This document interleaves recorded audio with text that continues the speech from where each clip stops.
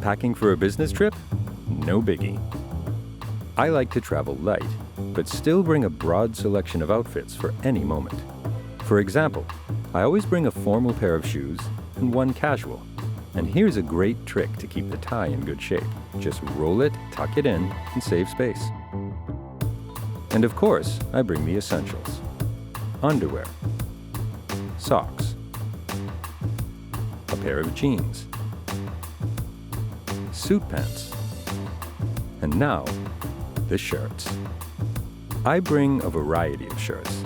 A white that's always crisp. A plain light blue is timeless and works both with and without a tie. And a couple of checked or striped ones to add some patterns. Since the Eton shirt won't crease easily, they're ideal for travel. You're welcome. Then we put in our shoes in our wash bag.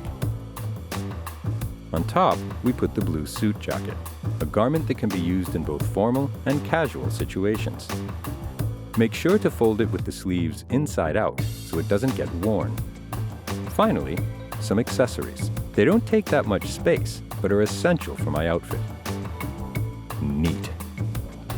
This shirt let me arrive looking as good as when I put it on. Bon voyage.